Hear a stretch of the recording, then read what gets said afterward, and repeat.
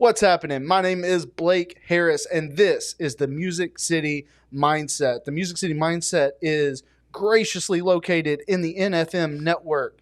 So on all platforms, when you want to find us, go to the NFM network, and you can find our faces, our voices there, and we are grateful for that because it comes to other opportunities. Don't forget, clip in for The Cure, September 27th. The Music City Mindset is going to be hosting that benefit for cancer. Can't wait for that. And can't wait for this episode here, this show. We have a shredded show today, and I'm not talking just because it's Pizza Week here in Nashville, but we'll get to that in a little bit. I am not here alone. With me, as always, owner of Spontaneous Beauty, and someone who has been featured in Love Abroad on TLC. That was a funny one there. My best friend for over 30 years, Evan Butler. Yay, yay. What up, Easy? What's up, man? So, even in talking on like relationships, love abroad, things like that, we can obviously change our mindsets. That's kind of what the whole purpose of the show is. People who've shifted their mindset. Yeah. We know that that's possible. We've heard people on this couch talk about it. But sometimes you're just hardwired a certain way. And I feel like sometimes it's a fine line between accepting that this is just who I am and how I deal with things versus actually putting in the work and being able to shift that mindset. We've been talking a lot about personal growth with how you're being a parent and things I'm going through as well. Where's that line for you as far as what do you feel like you can change versus what do you think is just hardwired that's just going to be who you are? I think there's a lot of things that can change. It's just, that 10 miles in the woods, 10 miles back out, some things are going to take a lot more work because you look back and you're like, I've been doing that since I was a little kid. Or I used to joke that like my grandpappy's grandpappy that come off the Mayflower did it, and that's why I do it this way. But honestly, those are excuses because I've seen my life flip upside down, and spin around, and things change, things I never thought I'd change that I view completely differently now. So I think everything's up in there. It's just what kind of work are you willing to put in for it?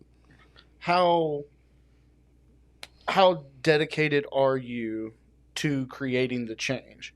And I think that stems from being able to accept and understand that your thinking is what's holding you back. And I don't think a lot of people have that kind of self-accountability to say that this is what's holding me back, that I need to change this. Because sometimes that journey can take years to rewire, generational expectations that you just mentioned. Well, I mean, you think about times we've heard, I feel like anytime I say I can't do something, so I can't change this or that, to me, that's when God comes into my life or my life does change. I'm almost scared now to say I can't do that because I feel like, with my lungs, my size, my everything, I can't climb, Kilimanjaro, but I could if I put the work in. Well, they say start replacing can't with won't. Right. It forces you to say, I won't do this. Yeah. And if you can make that come out of your mouth, then you hear how you sound. Yeah. Well, I think someone who I can tell that the wheels are turning thinking about this conversation, someone who I know personally, who's gone through a lot of growth, a lot of healing. And I think that there's a part of this friendship that I haven't really asked a lot of questions about your journey. Because at some point I think I knew this was going to happen with some microphones. Mm-hmm. So I'm very excited. This is going to be as much for me as it is for anyone else. So without further ado, on the couch here, originally from Bloomsburg, Pennsylvania. Bloomsburg, PA. Yeah. Multi-sport athlete through high school, even javelin, I found out. That I want to know about that, throwing things. As a bodybuilder, finished top 6 in the first 10 shows. I did that? Yep, you did that. Okay. At least that's what the internet says. This is why you're going to love her. NPC online. There's probably some stuff on here you haven't really thought about in a long time. IFBB Pro since 2014. 3-time Mr. Olympia competitor and got through most of the career coaching herself during that rise to fame. She's the founder of the Fit Femme Project that teaches women to balance structure and flow their strength and soul through shape-shifting their bodies. If that speaks to you, I highly recommend hitting her up. She's an incredible human being. Welcome to the show, Casey Samsel. All right. Howdy. Yeah. Happy to be here. Yes, I think we've been anticipating this conversation for a very long time. I'm really, really stoked to have it with you. Well, I am stoked that you are here, taking time out of your day to do this. You look incredible. But let's just start from the beginning. PA, what was your neighborhood family dynamic like? What was it like coming up for you as a kid? Gosh, what a loaded question. So, I mean, I have, I lived in my body and my experience and have grown up tremendously as a very independent woman. And, I was kind of forced to be that strong center of my life in order to get here. You know what I mean? So my parents were really young when they had me, 20 and 21. They were divorced when I was 1. So there was a lot of just very, like, the dynamics between the both of them being separated, a lot of clashing, like, emotionally for me growing up, meaning I had to moderate a lot of things in my life in order for myself to feel safe. And I do think that's just because my parents were so young when they had me and they were growing up themselves. They really had to, like, try to provide me with the energy that I needed and the nourishment that I needed to grow up and be all that I wanted to be. And then also they were still growing themselves. I can't even imagine how challenging that was. And really not knowing themselves fully. Like, I am 35 years old and I am still, like, I feel like I am at the beginning of truly discovering who I am, the things that I love, what I'm capable of. And just all the next steps in my life are just becoming so much more expansive and things like that, starting to walk into that stuff. So growing up in Bloomsburg was a very small town. Everybody knew everyone. So, if you had some shit, everybody knew about it. You know what I mean? So I left town at a very young age and I tried to get out of there many, many times. And when I just felt like my process was complete there, I had learned enough hard lessons and I wanted more for myself, I finally just expanded and I left. I went to college a little bit there, didn't stay, did a little bit of community college, didn't stay, got good grades. Yep. I just wasn't stimulated by it. I always felt like I had to move my body. I was always playing. So to sit in classrooms and things like that was just really challenging for me. And I know many people have done it anyway, right? But I feel like I've always had a really strong intuitive nature ever since I was very young and just a calling of something else. And I mean, that's what led me to, like, literally this seat today, obviously, every decision and choice that I've had to make up to this point. Was you playing a lot of sports, was that very loaded question for you because I feel like I know where the direction of this conversation is going. Sure. But was that more because that's something that piqued your interest? Was that something to keep you busy when you're growing up with, like, young age with divorced parents? Or was that just like something naturally gifted of, like, you knew what your body could do and trying to explore that? So I'll be really honest with you.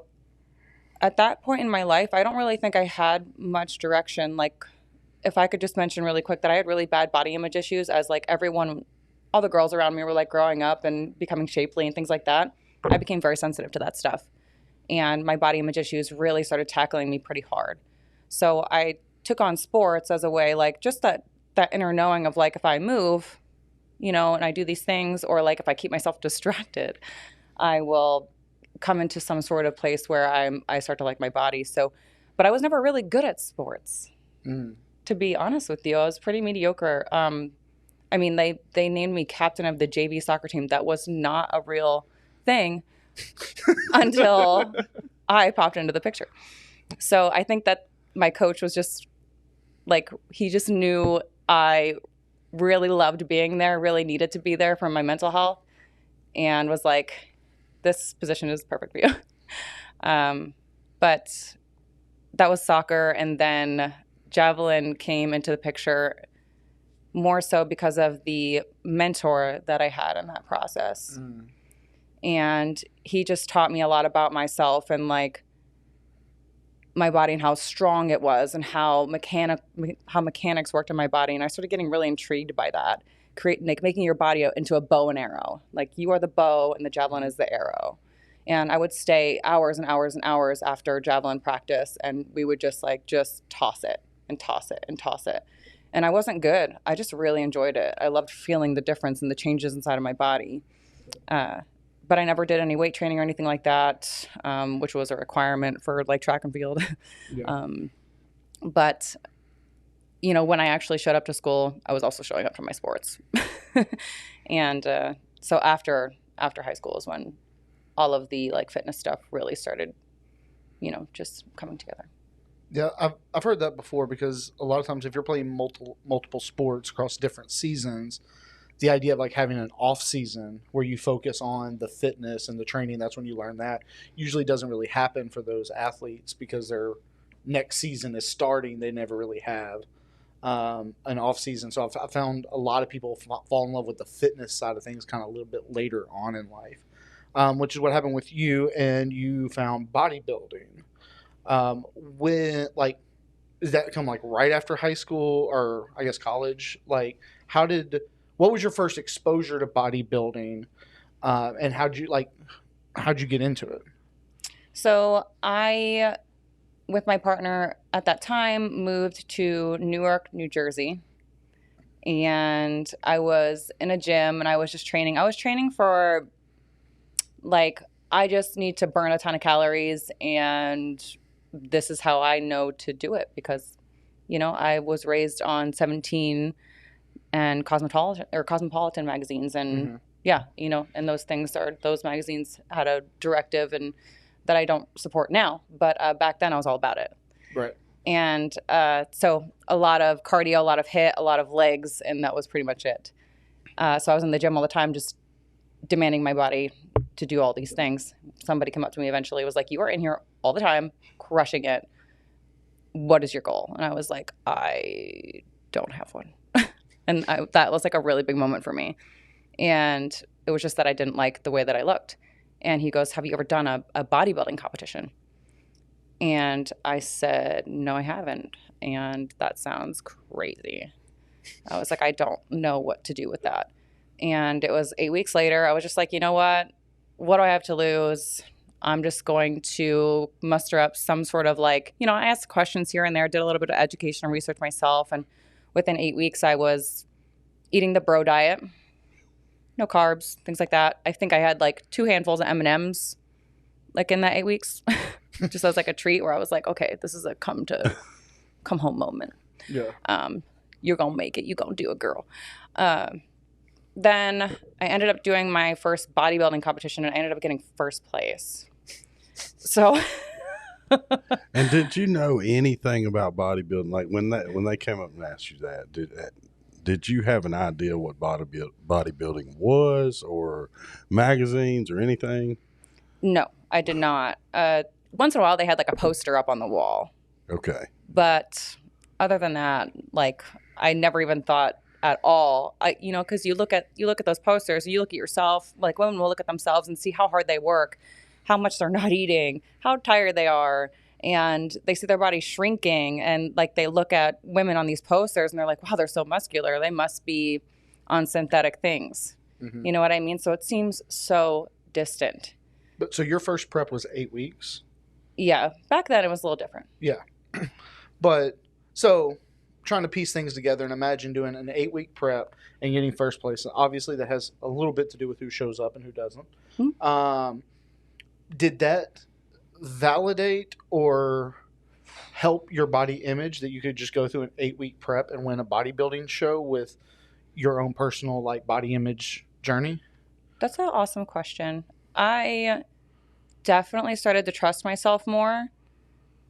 So I went harder in the paint with it. Got it. And my next 2 shows, I basically I'm going to say exacerbated, because while it was not a overall helpful thing, it was a very beautiful thing for me to learn. And it brought me into the desire to learn flexible dieting. But I just like bro dieted and bro scienced the heck out of like my next 2 shows. and was doing better and better. I eventually won an overall award, and I was like, oh God, like I'm actually good at this, and I'm going to go try to be a pro at this. And that's crazy to me because years prior, like just, it seemed like the day before, like I had severe body image issues.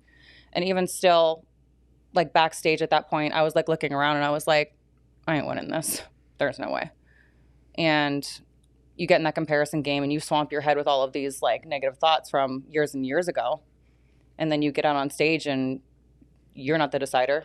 So, but I ended up winning the overall, and I was like, okay, I can't keep doing this the hard way, because I think I ended up passing out right after my cardio session, like during peak week, because again, I was still coaching myself. Yeah. I had no idea what I was doing, but I definitely put myself through the ringer as like an experiment. And that's when I realized, I was like, this can't be the only way. Like, this is not how this has to work. Right. So it just led me to like just be innovative and do more research and change my ways. What was the mindset of going into it at that level, self-coach? Because I feel like maybe not with just bodybuilding, but strongman, powerlifting, everything.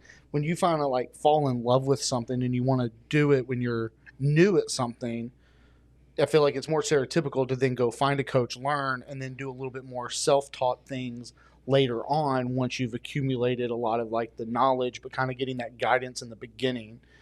Did you know you were going to try to end up doing something like with what you're doing now in coaching and athletes, so you wanted that? Or what was the choice there to be self-coached? I was broke. Like broke. I was bartending 70 hours a week and making good money, but that went towards rent and groceries and stuff like that. And I was like, well, if I can, at least get my food and nutrition on point, I can hold myself accountable. And, over time, after you do that so many times, you learn how to take emotions out of it and things like that, because it's a very emotional process when you are chiseling away at all of your old beliefs. Mm-hmm. So, I mean, I would be willing to bet you're probably the only girl in that competition that didn't have a coach. Yeah, I'm not sure. But it was definitely a really awesome experience, and it led me to today. And the first time I realized that I wanted to start coaching was when one of my friends came up to me and she was like, hey, could you teach me how to do what you do? That was after I got my pro card. And the day I got my pro card, I was like, I'm not getting this. I'm getting third call outs, which is crazy too. That's a bizarre story. Did you have a coach at that point for your pro card? No. So you self-coached yourself to a pro card? Yeah. It's amazing. Again, it was so different back then, but yeah, it's a lot. I don't care which era you're in. Yeah, like, the drive. Amazing. To hold yourself accountable, because I feel like the biggest thing you get, even if you get someone that's very knowledgeable, compounds, nutrition, all of that, what you're really paying for is the self-accountability. Yeah. Right? And to be able to hold yourself, like, you're one of one in that regard of like being able to hold yourself accountable. Mm-hmm. I feel like growing up the way that I did allowed me to kind of be in the hard truth version of myself all the time.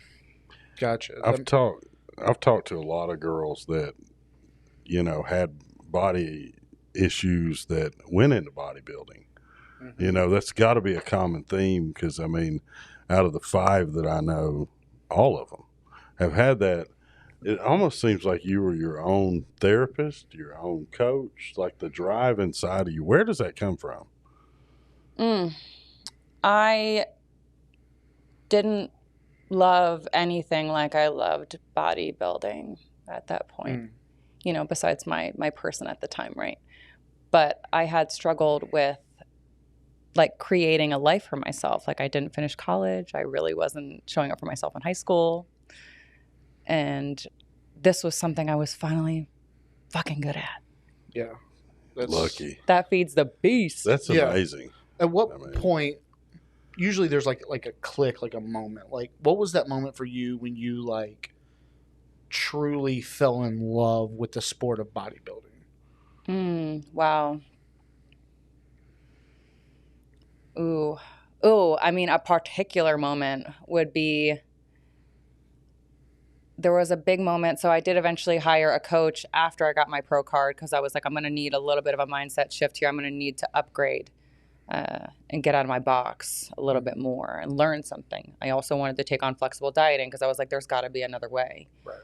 I was one of the first bikini pros and probably athletes out there to use flexible dieting back in the day. And like when reverses didn't even exist, right? Yeah. They're the term. But I just remember I was like 3 or 4 weeks away from my first pro show, and I had texted my coach and I was like, I can't do it. I was like, there's nothing inside of me that wants to do this right now. I am just barreled out. I am a shell of myself. And I thought this was going to be my thing, and I just can't do it anymore. And I texted that, and I got that like emotion out, and I got that like that disappointment of myself like out, and sat like with myself and just really was like, this fucking sucks. Like everything that you've done up to this point, like you're like, it's stopping. And something clicked, and I was like, you did not fucking come this far to only come this far. And I just remember getting in my car. I was crying. I was tired. I could not, like my legs like wouldn't even move. And I went to my high school where I had played so many soccer games and powder puff and threw that javelin, and remembered all those memories of like me having those body image issues and thinking all of these negative things about myself. And I was just like, fuck all of that. Like I've already defeated these demons one time. Like get your ass out there and do something about this emotion.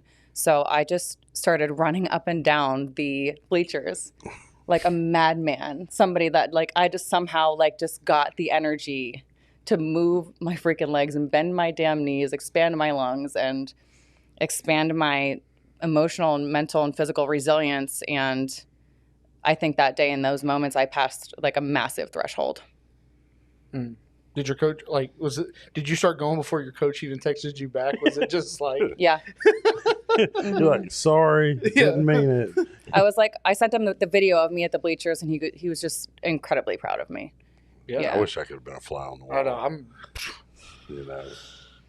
I mean, I'm ready to start running right now. Yeah. I mean, I'm not going to, but I miss running the bleachers. But I'm telling you, I think it was like the connection to like my old roots that inspired me, like walking down those hallways and comparing myself and, you know, thinking I wasn't good enough or whatever. And when you mentioned the Cosmopolitan magazine. And I feel like that's an era we grew up in that now they have social media. They have these different things that give them those complexes and different things. But every girl I knew, from my cousins, best friends, they all judged themselves off Teen and Cosmopolitan.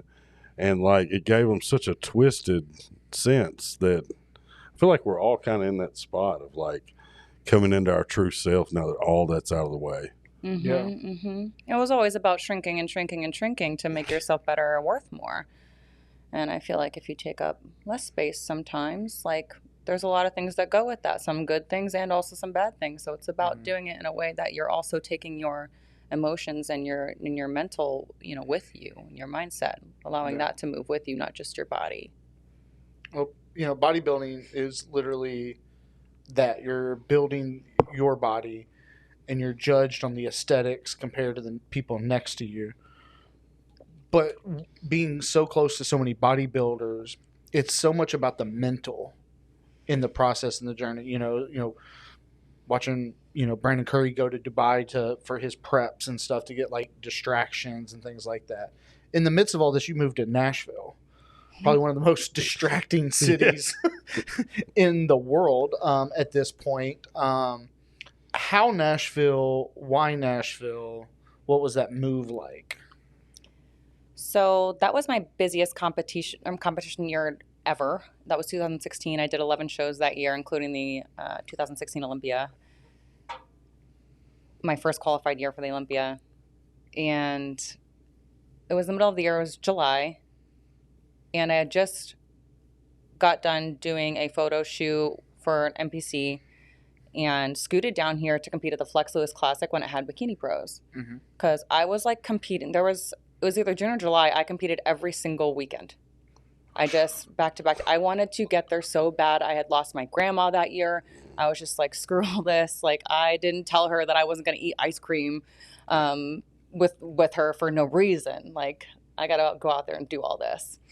And ended up competing at the Flex Lewis Classic. And I had 2 days to just like get a little bit of a bird's eye view of what Nashville offered. And there was just something that clicked with me. And I'm sure you hear this all the time. It was just like, you should move here. You should move here. Yeah. And sometimes that's us Yeah. saying, hey, you're cool. You should move here. Yeah. So I went home, told my partner at the time, and I was like, we need to move there. We need to change the pace. We need something else. And within 6 months, it was like December, we moved down here. And yes, the running joke that I always tell everyone was like, I moved down here and I had no idea that there was like 20 new restaurants going up every day. Right. Yeah. And that was when I was like my most disciplined and like just straight up like balling in my... Yeah, 11 shows in 1 year. You lost a grandparent and you moved. And my Nana got cancer. She's a fireball. How? Let's Did hear you- a little bit about Nana. Yeah. Nana? Yeah, Yeah. and your grandmother. Like, So my grandmother, that woman resonates me with like so much. That's my dad's mom. She lives inside of me, inside of my DNA. I literally am naming my bus after her. It's going to be Oh, yeah. Joanne Ramsey Samsel. The bus. The bus. The Bluebird. What is Bustle? that? Wasn't it the Bluebird Bustle or something? Yeah, something like that. Yeah. It's a blue. I forget the actual right now. It's just leaving my mind. But she was always the one that was like, entertain your fire, travel, be yourself, be expansive, and stop fucking looking in the mirror every 5 minutes. And it doesn't matter what people think about you and all of these things. And a lot of her things that she's said to me have just sat in my head ever since we've had these conversations. I watched her at the peak of her beautiful life, you know, growing up and, you know, being alongside of her. And then I watched her, you know, kind of come down into a place where she just, you know, got older and was still like her fiery self, just in a different shell. And everything about her spirit spoke to me. So I've got her photos and stuff like on my mirror at home, and I've got her photo of her younger self on my mantle. And she just really inspires me to like not give a shit what anybody else thinks. Like, you're here to do this one time, and, you know, as far as you know, right? Yeah. And just embrace everything about yourself. And that's why I thought, like what you said earlier about like accepting who you are, like meeting yourself where you're at. Mm-hmm. Don't wear any masks, like, or figure out what your masks are, reveal them to yourselves, walk in the darkness a little bit, say hi to them, shake hands, shine a light on them, befriend them. And just live as authentically and down to earth as you possibly can, because people are going to appreciate you and the things that you bring into this world. And just don't fucking harm others. Yeah. So like, that's who she was. And she's just driven me through a lot of this. And I actually competed. Her funeral was on Wednesday. I competed on that Saturday with her earrings in my ear. And for me, that was extremely hard, but it also was really empowering too. So I did a lot of really hard shit in those times, and it definitely paid itself forward now in my life. her spirit's with you. Oh yeah, absolutely. Sure. Like, she's in my DNA, obviously. I was talking about that this morning, that, you know, you miss somebody and you feel like a piece of your heart goes, and then not like I hear them audibly, but I can hear, because when you have that person that you would confide in or something and they're not there, it's almost like I could hear what they would say to me. Like when I have those frustrating moments, I don't audibly hear them, but when I think of like, man, I wish I could talk to her right now, I end up knowing what she would tell me. You know? Yeah. Those felt senses in your body, they lead you in the right direction. That's beautiful. Thanks for sharing that. With all of that going on, was that the goal that year, was to do as many shows as possible with the look that you had that going on, or was that just like So just texting coach being like, hey, we got another one, hey, we got another one? Like, so I only had a coach for the first 2 shows that year. okay. Yeah. And then I went on my own. And I've always proven myself. Like I've appreciated every coach that I've ever had. They've taught me so much, but I've always done better on my own. Except the fourth at the 2017 Olympia. But yeah. So point being, can you rephrase that question again or repeat it? Of just like the choice to compete in that many, like did you go into the year knowing that you were going to do a bunch of shows, or was this kind of like, this is a good look, let's put another show on the docket to like keep expanding that look, and you were kind of like growing as you were going, or did you set out to compete in a bunch of shows that year? Yeah, I didn't set out to do that. It did just ended up playing like that. I wanted to get to the Olympia pretty badly. And at that point, I was funding all of my stuff. Like, that's expensive to do when you're a pro. Like, you're buying your lodging, your airfare and things like that. And I had already invested so much. And the point system was active that year. So if you weren't winning first place, you were getting points. I had a short ton of points. So, like, I think it was the San Antonio Pro. There was 1 week prior to that. There was a show that I didn't compete in. Week before, I finally qualified. I had my points to go. Another person right below me on the points board competed the following weekend, knocked me out of going to the Olympia. And I was like, you've got to be shitting me. So I was like in full rest mode, waiting to get to the, when I had to fire it back up for the Olympia to get ready for that. And I was like, oh man, you got to turn this shit on, and then you just got to keep it on. I was like, you're going to be French fried, but girl, you can do this. So I just really passionately, deeply in my every cell of my body wanted to prove to myself that I could do it. I remember just like, I was like, I didn't want to let my fucking self down. And because that was my focus that year. Like I had sacrificed so fucking much. And like, there was no way I was going to lose by 1 fucking point. Fuck that. I'm going to go down swinging. So I bought a ticket to San Antonio. I got down there. I got called out in first call outs, top 2. And then I got announced for first place and a direct ticket to the Olympia, locking that in. And I was like, oh my gosh. Where points didn't even matter at that point. Yeah, the points were invalid. And wow. I went to the fucking Olympia for the first time. And I got...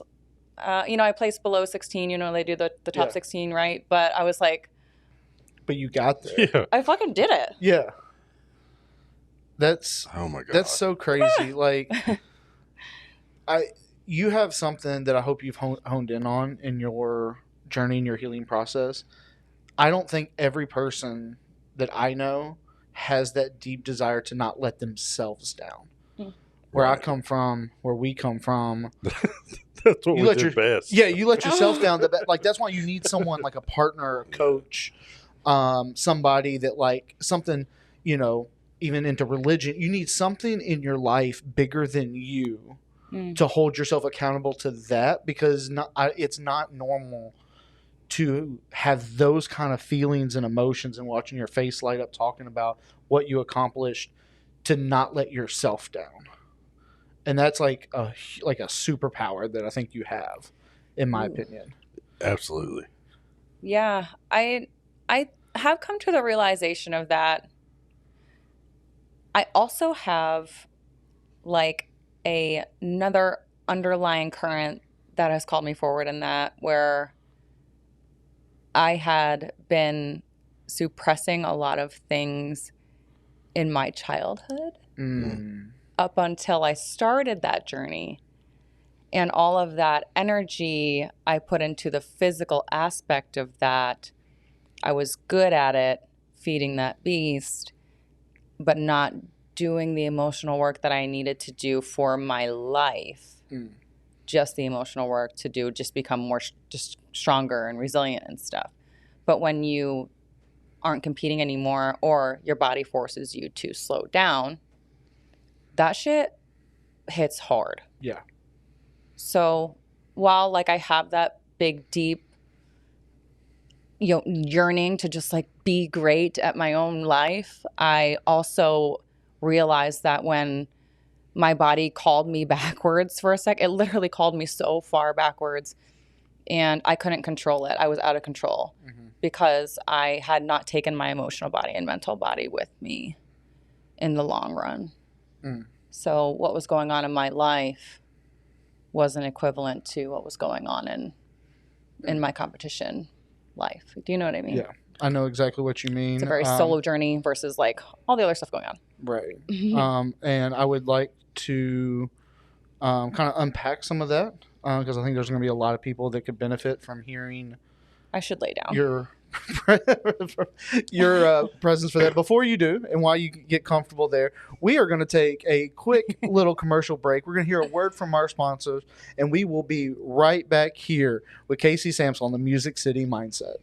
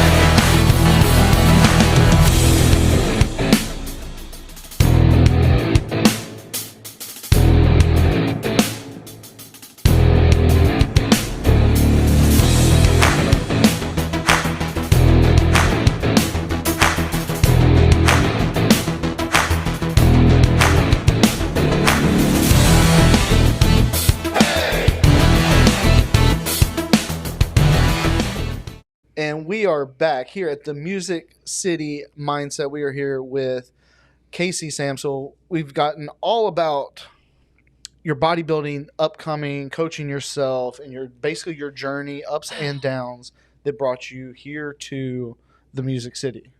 At this point, chronologically in your story, you're now in Nashville. How did you moving here affect your bodybuilding career, your marriage at the time? How was the move? Was this a good thing? And how did all that pan out? Yeah, I mean, if we're talking like my bodybuilding stuff in life, I had expanded my coaching business, and I say business because I was severely undercharging, but I was also new. Getting great results with my clients. Everybody was happy, healthy, which was, very distant to find elsewhere, few and far between, right? Yeah. And I wasn't married at the point. I got married down here. But my bodybuilding story definitely expanded. I think the only other IFBB bikini pro down here was Whitney Weiser. Yeah. So it was really awesome to know her a little bit. And now she's got her entire force field of, shows and things like that. So, and clinics, yep. events. So that's awesome. And they also help my competitors too. So we love Whitney. Yes. And then my relationship grew, obviously. I got engaged and married down here. And does that really wrap up the answer to your question? Yeah, pretty much. I mean, they're just coming off of seems like it was a pretty emotional year of 2016. That can either go usually one or two ways with moving to a new city that's a big city, new restaurants, a lot of distractions. Nashville's not for everyone. But with that, did you find with Whitney as well, but then like as you're growing your business, like a real community that you hadn't had before? Oh, totally. Yes. That's definitely where I wanted to go with that, mentioning Whitney for sure. My horizons have expanded so much because Bloomsburg offered, the Bloomsburg Rec, and that's where I was built, and the local gym there in the town. But coming down here really provided me with so much more opportunity to connect with people that were like-minded. It really made me believe that like I could do this even more because you're seeing more people with, capped delts and taking pre-workout, and you don't feel crazy anymore. Yeah. Was that easy at first as someone who's like very, like we just keep talking about like how self-accountable you are? Is it easy for you to let people in to allow other people to hold you accountable, even if it like just friends and stuff? So it was intimidating to expand my career here for sure, because I realized how big this really was and how far I could take it. So while I had all of these really beautiful ways to expand, there were also definitely some mental challenges that came along the way there. And I think that's why I ended up hiring another coach, because I was starting my coaching business and that was growing rapidly as I was getting more well known. Mm-hmm. Literally, I got well known for being the tallest person at the Olympia in 2017, and especially, and I think in the top 5 for sure. It was like the AT&T Tower from what I remember. It was beautiful. What a great year. But I made a lot of really tall women believe in themselves that they could add muscle on and get to the Olympia and do really well. I got admired for that, and then I got admired for doing the 11 shows, but it was about me being able to teach. My most important thing behind that was being able to teach women that like that is incredibly extreme, and there are ways that you can do it in a healthy way. Here's how you do it. And that's where my coaching like expanded. People just wanted to know how the hell I was doing all this shit. And yeah. Did you fall in love with all of that within Nashville? Was it hard in the beginning? Was there ever a point of like moving on, like, okay, we did this, now let's move on and go somewhere else? Did I ever think? I always thought that I was going to be in Nashville for a good chunk of my life, because there's always so much going on. There's always so much to explore, so many new things popping up, restaurants, events. And I mean, it's still like that today. There's even more today. And there's a lot more to the health and wellness community than ever before. Mm-hmm. Ever before. And people are dropping into their bodies so much more. Yes. So while it's going to be sad for me to leave, I have been here 12 years. And I will be returning. I'm going to keep my home here. Yeah. Because it's my first home that I bought by myself. I love it. It's my little humble abode. It makes me feel safe. And I did a lot of emotional growing in there. So it's just blossomed right alongside of me. And I take care of my investments. So I got that bus to just provide me with some more expansion and teach myself a new way of nutrition and fitness on the road. So like I said, I've been here for 12 years. So being able to say that I've accomplished so much with the help of just Nashville as its beautiful essence that it is, just the energy that's here has definitely built me into an even more resilient and innovative and excited person. Like I'm ready for the next step. It's really given me so much to build upon. The amount of females that you're helping within your coaching, knowing you personally and knowing like what all you've been through, it's obvious that like I think they're in great hands with how you can help. But with that, has your relationship with bodybuilding changed? I've met a lot of people that have got into bodybuilding because of the structure, because they're coming from body image issues, eating disorders, problems that they have. Do you think there's more education around it? Can bodybuilding actually fix that, or does it just delay those eating disorders, body image issues? Can bodybuilding fix those things in your opinion? First and foremost. So we've decided in the Fit Femme Project to do things differently because I feel like what you're saying is valid. It is the reason I got started doing this. The body image issues, the negative self-talk, the intrusive thoughts, the fitness propaganda that I grew up on. So I know I'm not the only one in my age category that is just like still affected by this and fighting those little demons every once in a while. We're just stronger now, right? So we know. But inside the Fit Femme Project, when we see that type of stuff come up, we bring them into the Fit Femme Project culture. We don't just put them on a prep because I know that it can start to dissolve these limiting beliefs and create a completely new rewiring and structure inside of these women's bodies, that they understand that keeping the awareness of their mental, their emotions, their physical and spiritual, whatever it means for them, and connect all of those dots and climb them all up the ladder together, so they understand how important all that stuff is, so they don't have to go through what I went through. They might experience little periodic things like that, but it's not going to be to the point of their full health detriment. And I don't want to see women, you know, especially my age, when let's say they want to start competing now or in their 20s, like, we're still in a place like where our hormones are like, you're in 20s, you're still developing and doing these things. 30s, your hormones are starting to shift. And 40s are definitely starting to shift, right, as a female body. Mm-hmm. So with that type of awareness and acknowledgement, allowing those pieces of you in your specific life phase to be seen, that's how you can start to create a plan and engineer something beautiful for yourself that's going to get you to that next level version of yourself. And whether you do want to compete or not, like, we can all have this aesthetic without going to the extremes. It's just going to be about coming home to your body.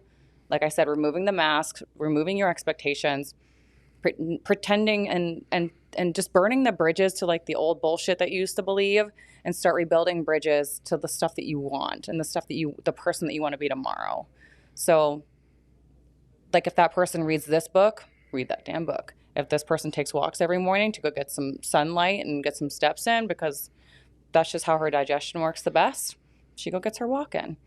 You know, if she says nice things to herself, say some nice things to yourself.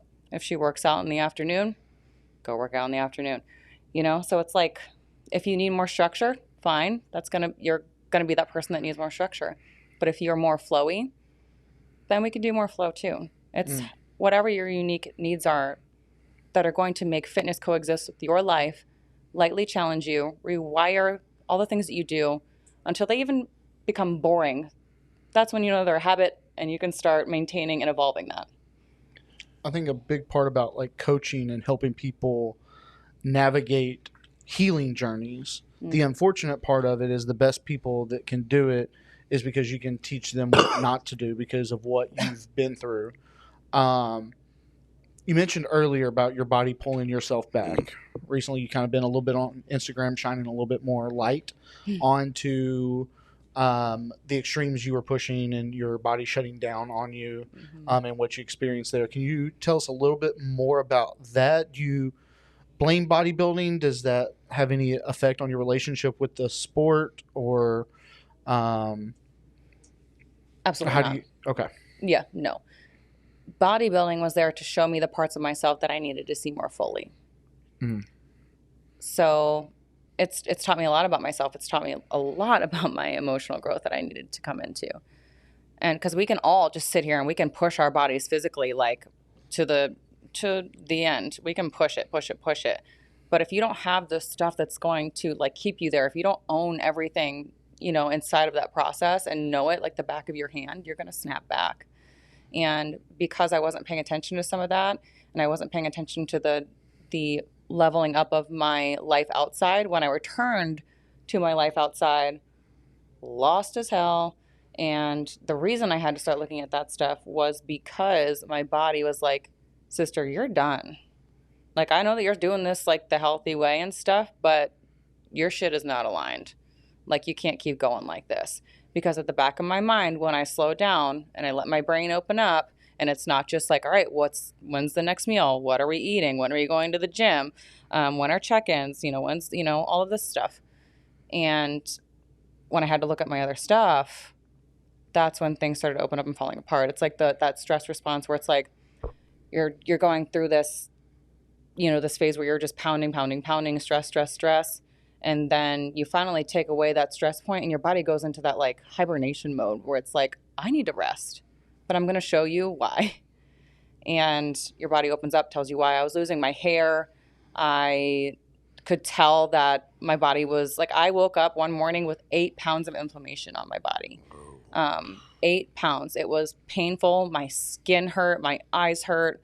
And that's when I realized that my shit was all out of whack. And slowly my hair started falling out and I was tired. I could not train. I had to sit on my ass for 3 months.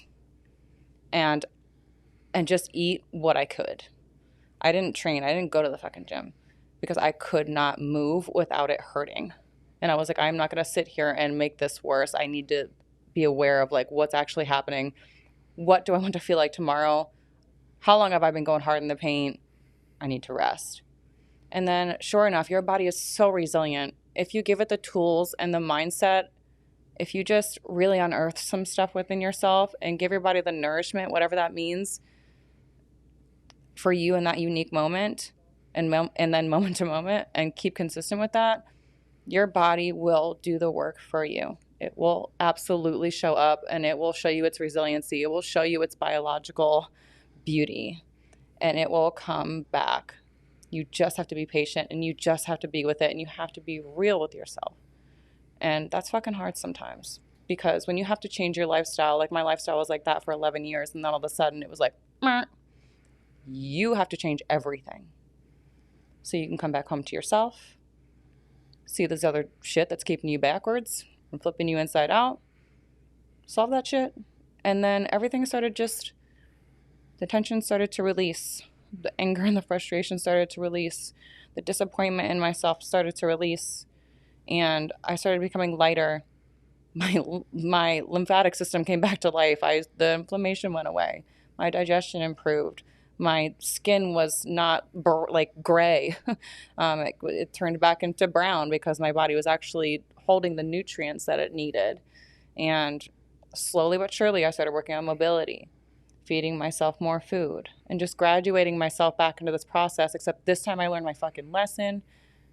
You have to take the emotional and mental stuff when it comes up, look at it, work through it.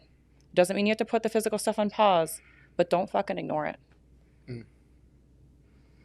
So, for our female listeners, I'm sure this is going to be very intriguing for a lot of people.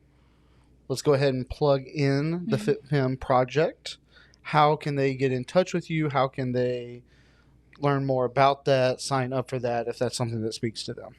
Yeah, we have a really great community on Facebook, and then we also have our Instagram, so it's at the Fit Femme Project, and then me on Instagram is at Casey.Samsel. I want to make it super simple for people to find us, women to find us, and if any of our stuff speaks to you, like even if you're not looking for a coach right now and you're just looking for a sign or a shift or even some healthy pressure, reach out.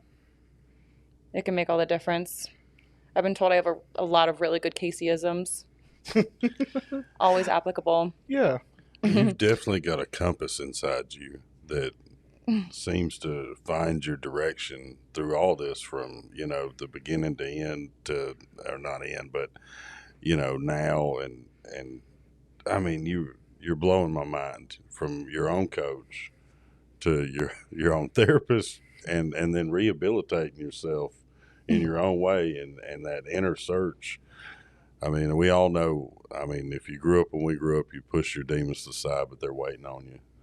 And you got to face them at some point. Mm-hmm. But to see you navigate through this is incredible. If you listen, everything is really shown to you in plain sight, It's hard to look at, though. It's hard to go inside and feel the guilt that you've been suppressing or the shame that you've been hiding behind. And it's really hard to expose those things and feel exposed. But time also moves. And I think the more you can come into your authentic self, and it doesn't have to be quick, it just has to be genuine. It has to be you. And if you just take it little by little, one step at a time, things will start to unravel. Surely. I feel like what you're describing takes so much kind of overcoming fear, vulnerability with yourself to be able to even take that first step. Was there something you added into your own personal healing process? I know your sauna, cold plunge, the physical but mental stuff and things like that. Is there one particular thing that you really accredit to like being able to learn how to be vulnerable with yourself to take that first step into a healing journey? So I will just start this out by saying I think the biggest step was for me to acknowledge what my version of vulnerability really is. And that was just sharing all of the things that I was ashamed of or scared of. And when I started doing that, and then taking these things and processing them however I wanted to, whether it was like with my breath work or it was with a somatic modality or crying, anything, you know what I mean? It's like the energy always wants to move. When you take that, when you pop that, like, so here's like the Pepsi and you're like shaking it, you know, and then you've got that cap on there. And that cap for me was my vulnerability. And when I released that vulnerability, it was like all of my shit sprayed out. And then I was able to like just relax for a second and be like, dude, okay, nothing totally insane happened. I didn't die. And actually, there are women out there that can relate with me and are holding space for me to deal with this how I need to. So why not take that support in these moments in time where I have the most support and the most like genuine love and support and care and acceptance, and fucking do this work now while I have that. And because I haven't felt like I've had that my entire life. But there was moments in the last year, year and a half where I was like, there is no better time for you to do this, Casey, than right now. When you have people to catch you and remind you how fucking awesome you are. And, you know, just that you can do it. And then hold space for you. So they've taught me a lot about holding space for myself. With everything you've done with your Fit Femme Project, the different types of people you've helped and things like that, I'm sure you've gotten more comfortable, better helping people, talking to different types of people, gone through different circumstances, things like that. Knowing what you know now, a Casey 20 years ago signs up for the Fit Femme Project, what do you tell her?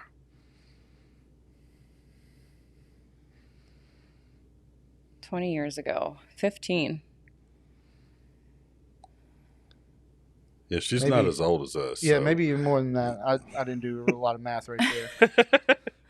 I was like, a decade ago. Not even, yeah. I like that. Yeah. So if I'm looking at my 25-year-old self, what would I say to her? You're safe here. You can be yourself here. You can let go here. It's going to be hard, but you're not rushed.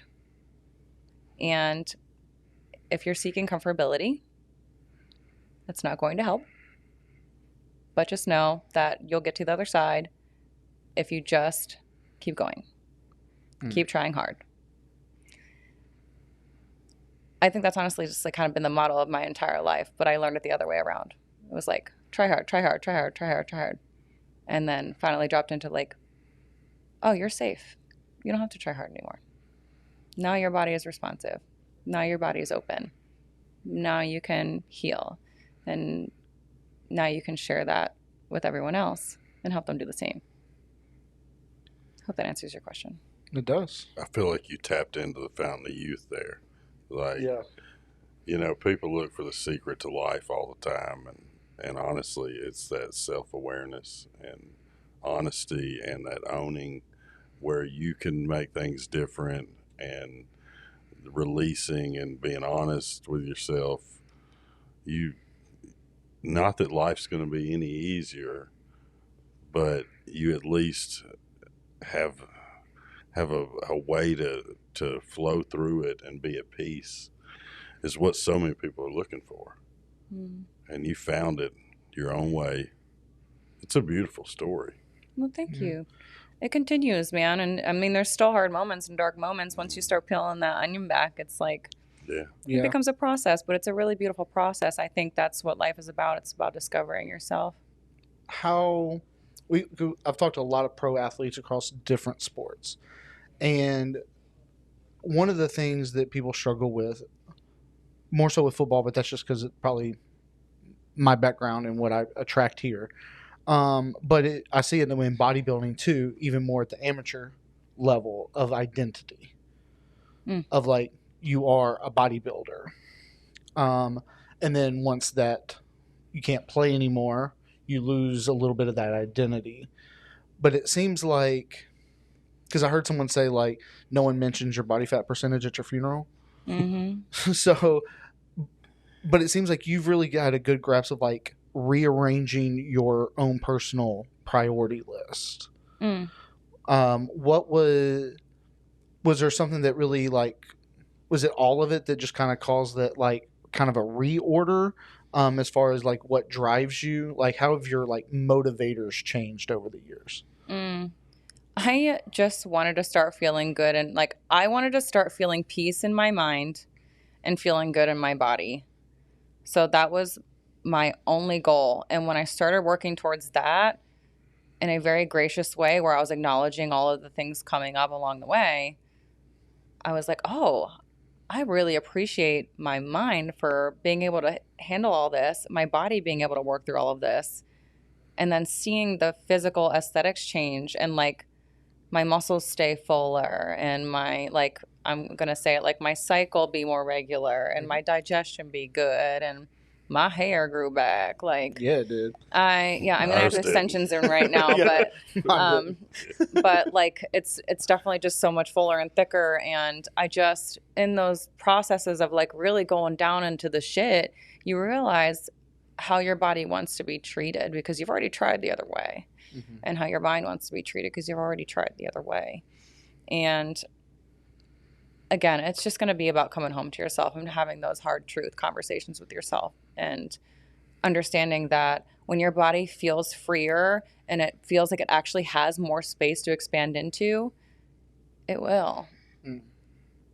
Well, wrapping up here on the topic of coming home to your true self, can't let you get out of here without hearing more about your plan with this bus.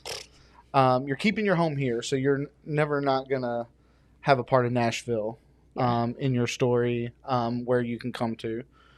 But what is your plan with this bus? You named it after your grandmother, but where are you going? What's the purpose? Are you going to be filming the content and taking us with you? What are you doing? So, I mean, to me, this feels like a very sacred grounds, and I would be very happy to share my story. I'll share it in just the fashion that I share everything in, just when I want to. And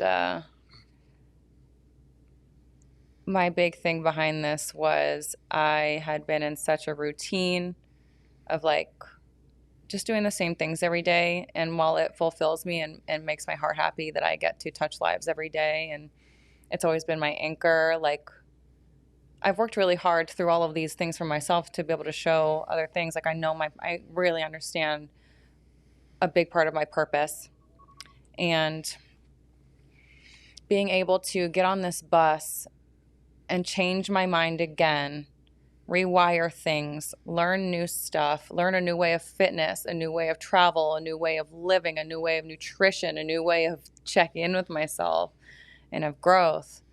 Being able to get on this bus, fucking terrified. Because I don't know where I'm going. But I do know that I'm going somewhere.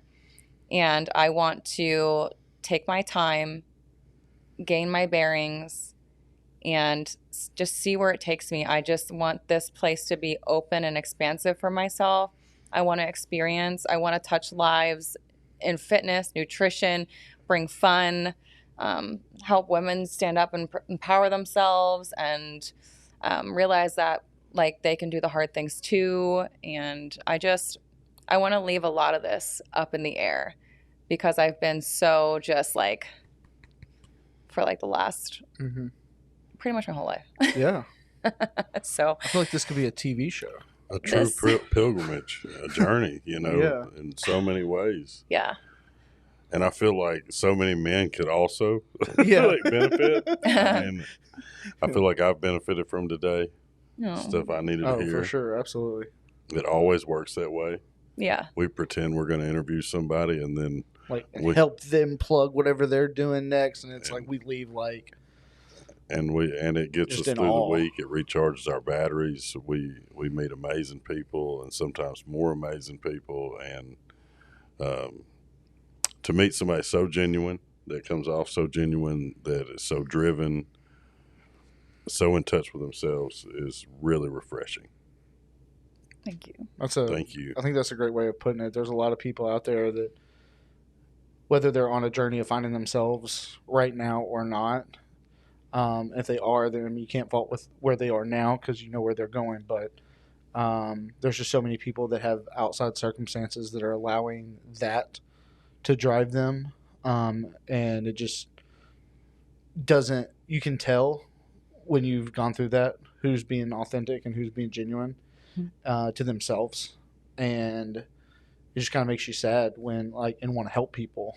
I'm sure from your standpoint of wanting to help as many people as possible find that authenticity in our society. It's not until you be able to compare people around you do you realize that unfortunately authenticity is rare in our society today. I feel like it's there, but I think it just takes so much vulnerability to do it that it's very refreshing. I think is the best word to be around someone that is so genuine to themselves. And I hope that this episode impacts a lot of people and that more people can be living that way. I hope that more people come to the Fit Femme Project. Mm-hmm. And I wish you luck with all of your journeys on this bus. Absolutely. I'm totally going to come pick up Christina and take her on a trip, just so you know. Okay. Take my wife too. Yeah. Yeah. We need a week or two. Yay! Yeah. Yes. I told everyone, I was like, this is one thing I definitely want to do. I want to take y'all on an adventure. Yeah. Man, the bus looks nice. Thanks, man. Yeah. I'm hoping down the road that we can maybe come visit you wherever you are and do a post-op, Yeah. interview. Oh Yeah, my check it out. gosh. Yeah. Check in with wherever you're We're going to howl at the moon. Mm-hmm. I would. Yeah. I I'll would do actually it. do I'll do that. it right now. And the Yeah. sun's out. So Yeah. It's out there somewhere, baby. Yeah, it is. Well, I'm excited for you. I'm excited for where your journey takes me. And that's just how this works. This is all about relationships, and I can't wait to follow up on all of this. And we'll have to do this again and see how all your travels are going. Maybe do a FaceTime check-in every now and then, and Oh, yes. yeah, we'll figure this thing out. So if you like this episode as much as I liked it, hit that like, share, subscribe, and for the love of Nashville. Tune into the next one.